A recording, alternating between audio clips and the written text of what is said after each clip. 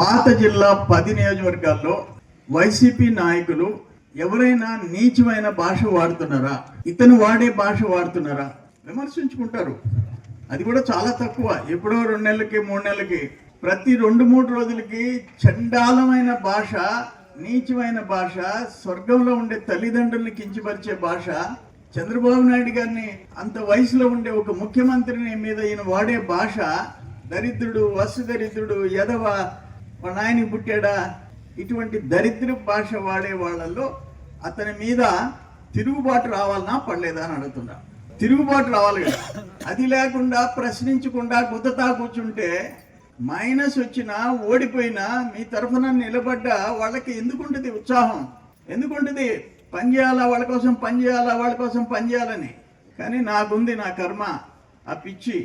అందుకని ప్రజల్లో మార్పు రావాలని చెప్పేసి అడుగుతున్నా. నేనేమి అవాస్తవాలు మాట్లాడలే, వాస్తవంగా జరిగిన పనులు చెప్పా.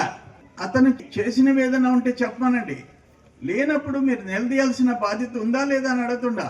ఏం చేశాడో చెప్పబోయా అని అడగాలి కదా. ఆయన వస్తే ఊరికి నువ్వేం బీకేవయా, ఏం ఎడం కాలం ఎందుకు చేయలేదు, దక్షిణ కాలం ఎందుకు చేయలేదు, హాస్పిటల్ ఎందుకు చేయలేదు, డయాలసిస్ సెంటర్ ఎందుకు కట్టలేదు, వాటర్ ప్లాంట్ ఎందుకు మూసేసావు, దక్షిణ కాలం ఎందుకు ఆపేశావు. పదలకూరు మార్కెట్ గుర్తుకొస్తుంది. 24 కోట్లు నేను కట్టించా. అక్కడ బురదలో ఇరుక్కోబోతుంటే వర్షాలు పడినప్పుడు మొత్తం సిమెంట్ ఫ్లోరింగ్ చేయించా. ఎందుకు చేయలేదు నువ్వు? ప్రాథమిక ఆరోగ్య కేంద్రాన్ని సామాజిక ఆరోగ్య కేంద్రం, ప్రైమరీ హెల్త్ సెంటర్ని సిహెచ్సి సెంటర్గా మార్పించా. నువ్వెందుకు చేయలే? అక్కడ 8 బెడ్లు, ఇప్పుడు హెల్త్ మినిస్టర్ని సత్యకుమార్ యాదవ్ని తీసుకొని వచ్చి 5 బెడ్లు, సిఎస్ఆర్ ఫండ్లో 3 బెడ్లు, డయాలసిస్ సెంటర్. షుగర్ ఉండే వాళ్ళు పోయి నెల్లూరుకు పోయి నెల్లూరు హాస్పిటల్లో డయాలసిస్ చేసుకునేవాళ్ళు ఈరోజు చేజర్ల, కలువాయి, రాపూరు, మనుబోలు, ఈ మండలాల వాళ్ళంతా పొదలకూరు మండలం ఇక్కడ చేయించుకుంటున్నారు. దానికి మళ్ళీ ఇప్పుడు 2 కోట్ల రూపాయలు ఇంకో బిల్డింగ్ శాంక్షన్ చేయిస్తుండా. 15 డయాలసిస్ బెడ్ల కింద మార్పించడానికి ప్రయత్నం చేస్తుండా. నువ్వెందుకు చేయలే? నువ్వు హాస్పిటల్ ఎందుకు పట్టించుకోలే? వాటర్ ప్లాంట్ ఎందుకు పట్టించుకోలే? ఎడమ కాలం ఎందుకు పట్టించుకోలే? దక్షిణ కాలం ఎందుకు పట్టించుకోలే? ఒక ఐటీఐ కాలేజ్ ఎందుకు కట్టించలే? ఏం చేస్తున్నావు నువ్వు? నేనేమంటానంటే ఇక్కడ ఉండే నాయకుల్ని వాళ్ళని ప్రశ్నించాలన్నా పడలేదా అని అడుగుతుండా. ఈయన పెద్దిరెడ్డి 150 కోట్లు కాలువ పనులు చేయకుండా బిల్లులు చేయించుకుని ఆఫీసులో తిన్న పెద్ద మనిషి. 26 కోట్లు నుడాలో డ్రైన్లు. ఏ ఊరికైనా పో, అయ్యా మాకు వెనక్కి వస్తున్నాయి నీళ్లు, మాకు వెనక్కి వస్తున్నాయి, దాంట్లో దోమలు వస్తున్నాయి, దాంట్లో పురుగులు వస్తున్నాయి, నీళ్లు బయట పోవడంలే అంటే తినేశారు డబ్బులు. బేస్మెంట్ లేకుండా సౌటి కాలువలు కట్టేసేసారు 26 కోట్లకి. ఇటువంటి దుర్మార్గాలు ఆ ఇళ్లల్లో ఎన్ని కోట్లు దోచేశారు. అబద్ధాలు, ఆ కడుపులో నుంచి అబద్ధాలు ఎట్టొస్తాయో నాకు తెలీదు.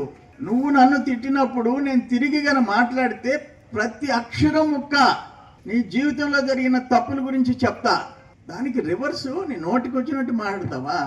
నువ్వు మాట్లాడితే నా క్యారెక్టర్ దెబ్బతింటుందా ప్రజల్లో? అందమైన పెళ్లి, అద్భుతమైన షాపింగ్, శుభమస్తు షాపింగ్ మాల్. సంబరాల పెళ్లి, సంతోషమైన షాపింగ్, శుభమస్తు షాపింగ్ మాల్. ఇంట్లో పెళ్లి అంటే ఆనందం, సంబరం, ఇంకా చాలా షాపింగ్. వధువు పట్టు చీరల నుండి వరుడు శర్వాణీల వరకు, అమ్మా నాన్నల డ్రెస్సుల నుండి పిల్లల ఫ్యాషన్ వరకు, పెళ్లికి కావలసిన ప్రతి ఒక్కరి డ్రెస్సులు ఒకే చోట మన శుభమస్తు షాపింగ్ మాల్ లో. ట్రెడిషనల్ అండ్ మోడర్న్ కలెక్షన్స్, ఇలా మొత్తం ఫ్యామిలీ కోసం. శుభమస్తు shopping mall, VRC centre, Nellore.